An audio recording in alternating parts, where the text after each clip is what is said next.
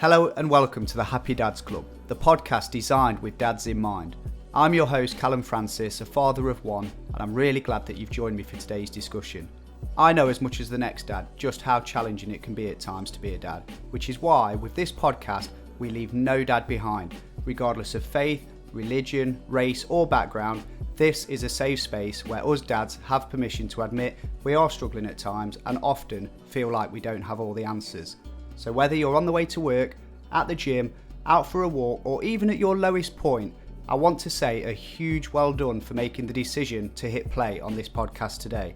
And hopefully in doing so, we can help each other get back to a place of happiness and being the best dads that we know we can be. So let's dive straight into this session.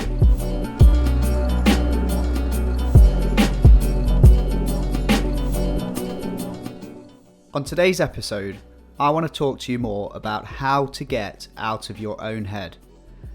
Now, just saying that, I get an image in my mind of a little version of myself literally trapped inside my own mind. There's like bars as if I'm in like a prison, because to me, being in your own head, it is a little bit like being trapped away.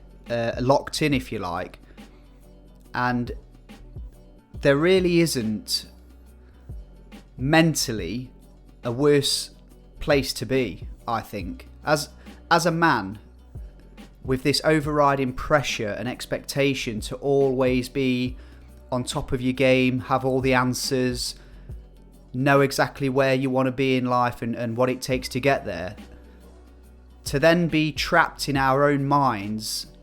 We are literally killing ourselves mentally and draining ourselves mentally, and we need to do anything we can as often as we can to keep ourselves out of our own heads.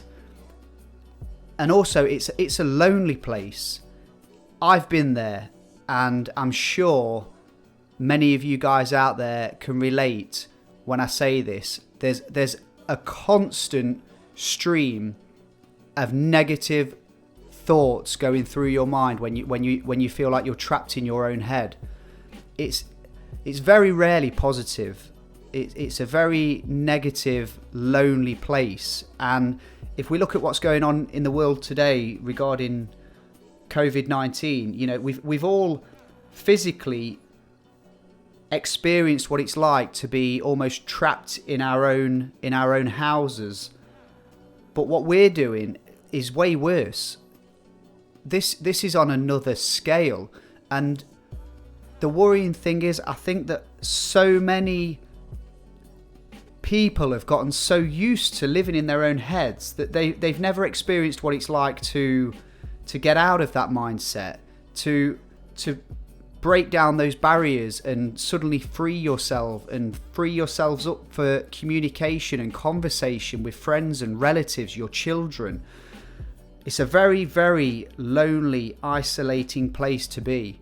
And that's why I thought that this episode needed to happen. We needed to have this conversation because, like I've said, there's many people, I'm sure of it, that are just like me, spend a lot of their time talking to themselves, really.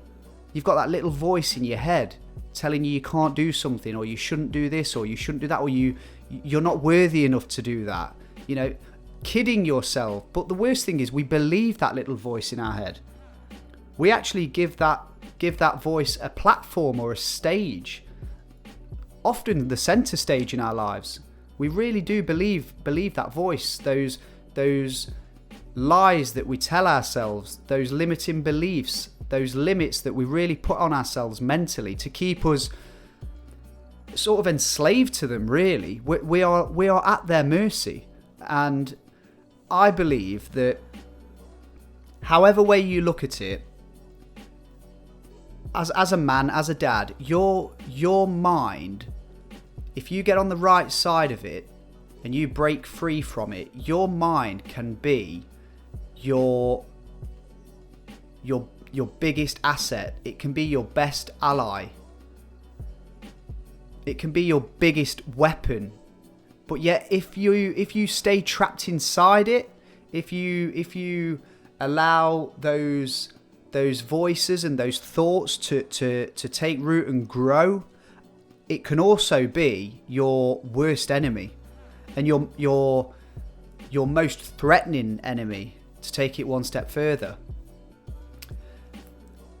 There's a book that talks about the mind being a garden, and I really like this idea that the mind is a garden. And the thing is with negative thoughts is that they don't really need any watering. They can withstand anything, and they just grow and grow and grow. They are the weeds of the mind, and we really need to get on top of this. I think the book's As a Man Thinketh. I would definitely recommend getting it, reading it, and really thinking about how that applies to your own mind and your own way of thinking. And another thing we must be conscious of as well when we're trapped in our own minds is that we're the only people in there. Nobody can sort of see how we think other than ourselves. We don't walk around with a huge like TV screen above our head showcasing all the thoughts that are going on through our mind. I mean, thank goodness we don't. But in a way, we kind of have that TV screen facing back at us, in front of us. We're always aware of the thoughts that are going on through our mind.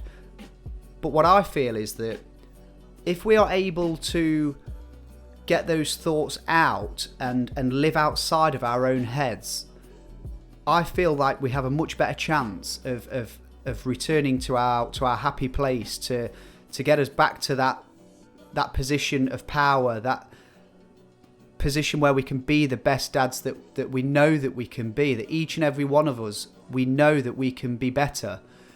And I think a big part of that is learning to quieten the mind, to hear those limiting beliefs, those thoughts, that voice, and just tell it to shut up.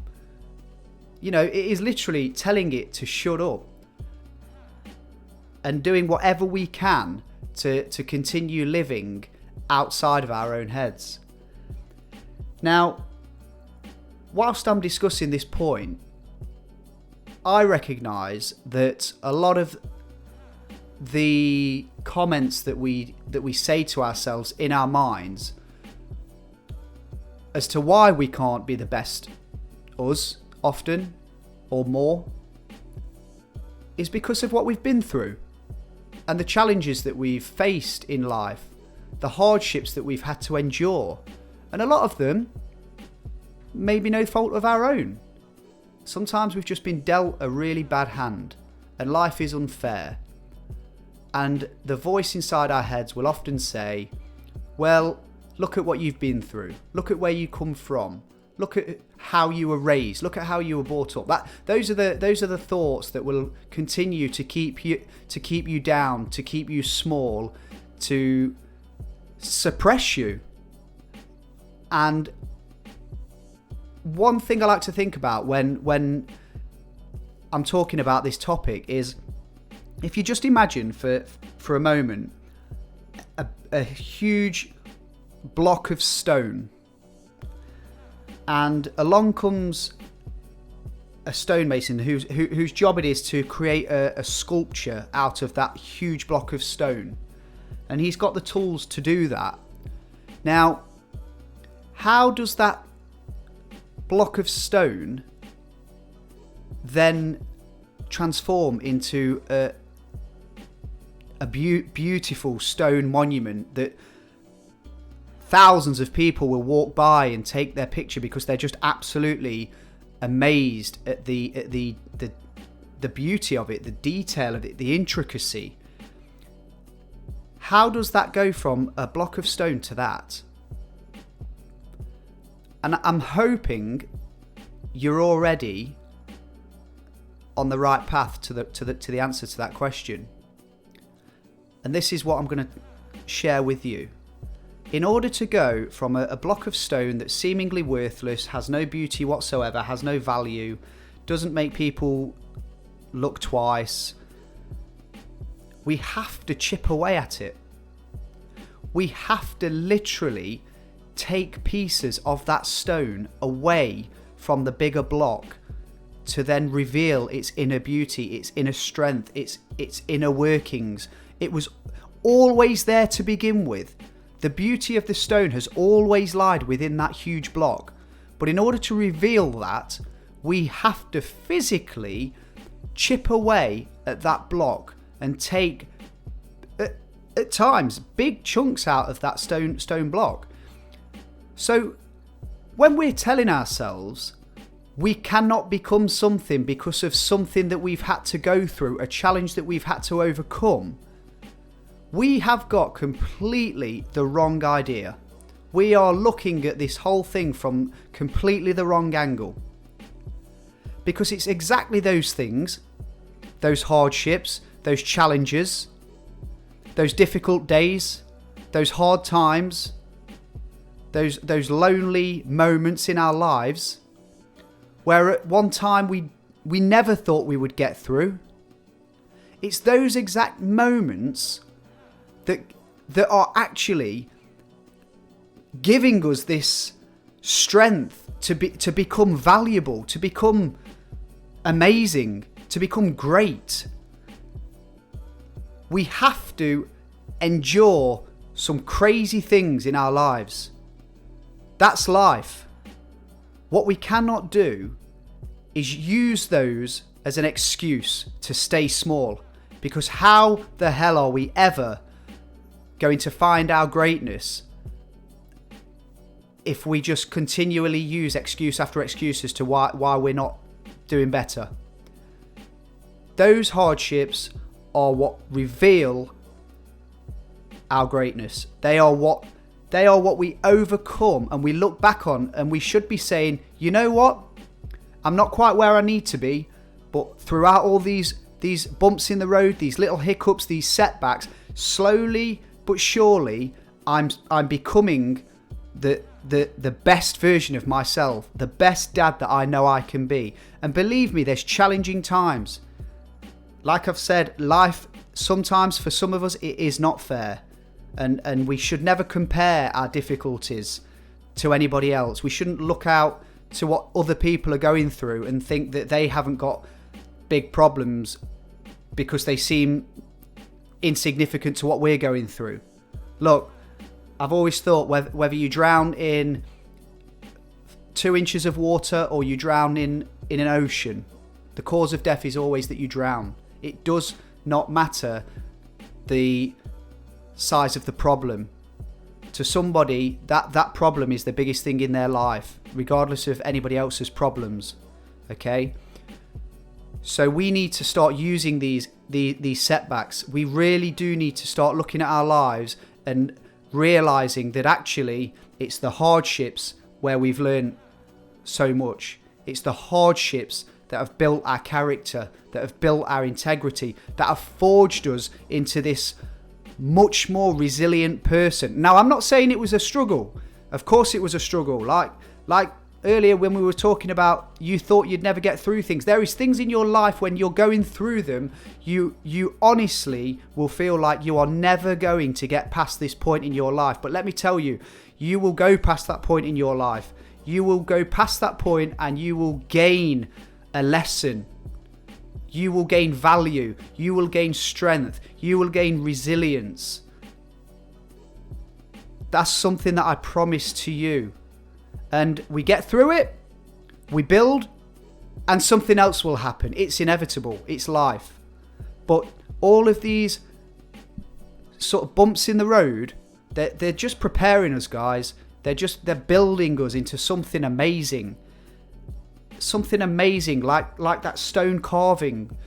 We've all seen amazing, intricate stone carvings when we've been out and about. We've all stopped and, taken photos next to them, or, the kids have stopped and looked at them, and we've sort of giving them a little bit of a story of how somebody actually made that, a human, a man or a woman actually came along with the tools and carved that out of the stone. Well, we need to be saying that about ourselves. The life we have lived is it's the stone block, and the tools that a stonemason would use. The tools are the problems in life. That problem is that chisel, that partner leaving you, that heated argument, those words that you shouldn't have said, that relative dying, that job that you lost. That is the chisel and the hammer literally taking something out of you. But because something's been taken out of you, it doesn't mean to say you've lost or you're any less valuable. All it means is that you're edging closer to your inner greatness. You're edging closer to the person that you knew you could be.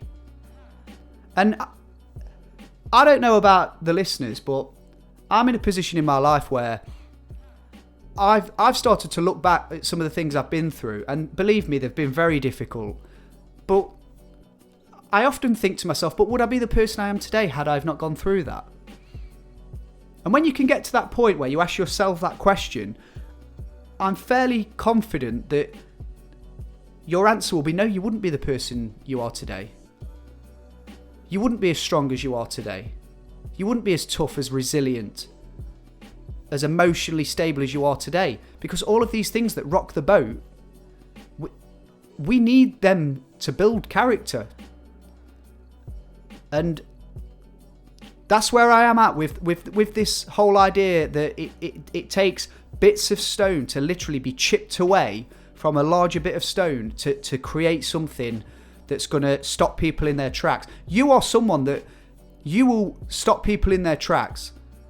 You have the strength, you have the potential to be a game changer, to be the change agent of your generation, to inspire your children, to be that tangent across all of the generations in your family history. You can be that person that just turns the corner and starts your next generation onto a completely different trajectory. You can be that person right now after listening to that podcast and getting out of your own head. Stop listening to those limiting beliefs that you keep telling yourselves, because they're lies. They are absolutely 100% lies. So what else can we do as a quick way of getting out our heads? The quickest way, I believe, to get out of our heads is two things. The first one, try keeping a journal. Now, I know this is hard because I suck at this myself, but as I've maintained throughout this podcast, and I will in future episodes, if you guys are willing to give it a go, then so am I. It's something we all need to be better at. Think in ink. Doesn't matter whether it's pages and pages or whether it's the odd line or two here and there. If you can get those thoughts out of your head, out of your mind, grab a pen and write them down onto a bit of paper or a sticky note or whatever it is. Even your phone. We all have phones. We can always get a notepad on our phone and we can just start to jot some notes down on our phone, some of the thoughts that we've had. That then actually gets that out of our head and it gets it out into the open, and we can physically look at that thought in writing on a screen. And that is a positive way of getting those thoughts that are just almost ready to burst in your head. Just get them out and alleviate some of the weight, some of the tension that's building in your mind with all these thoughts racing about. Get them out, get them onto a bit of paper, get them onto a notepad in your phone. Do whatever, as long as you're physically getting that thought onto something, it will alleviate some of the pressure and the stress that's going on in your mind. And the second tip, which, being a man and a dad, I know that we struggle with this. Don't be afraid to start a conversation. If you're with somebody that you trust and you feel that you have all these thoughts going on inside your head, do not be afraid to ask that person if they mind you sharing some of the thoughts that are going on in your head with them. This can be your partner, which I know it's not always easy to do that. It could be a relative, still difficult. It could be a work colleague. Now, work colleagues are a good one because I think when you're working, well, anywhere really, there's such a diverse range of thinking that I find that if you are able to share your thoughts or things that you're struggling with to some of your work colleagues, you get such a diverse range of potential solutions or ways of getting through what you're going through. It's almost like you can cherry pick which one resonates with you. Someone may have been through something similar and had similar thoughts. Someone may have been through something similar but had different thoughts. And you may think, oh, I've never really looked at it like that before. And now I do look at it like that. My thoughts have changed a little bit. So work colleagues is a really good one. And I'll always promote talking to work colleagues.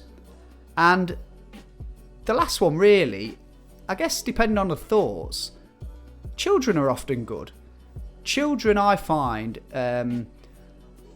particularly younger children, because they're still kind of operating out of this sort of subconscious mindset, and they're full of innocence, they're full of joy, and sometimes they give us a really simplified way of looking at the world.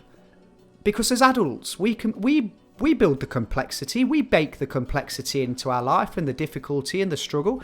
Often talking to a child for a few minutes can just completely change the way that you see something, because they see things on a very plain level, a very simplistic view. So don't be afraid to talk. Don't be afraid to have that conversation. Try to keep a journal. It doesn't have to be pen and paper. It can be your phone. But let's start getting ourselves out of our heads and into the real world. I've been Callum Francis. I've really enjoyed today's talk. I hope that you've got something out of it, as it's quite a deep one, but I hope that you've enjoyed it just as much as I have. Thank you very much for listening. For all inquiries or general contact, or if you'd like to sponsor the Happy Dads Club podcast, please email us at thehappydadsclub@outlook.com. Thank you.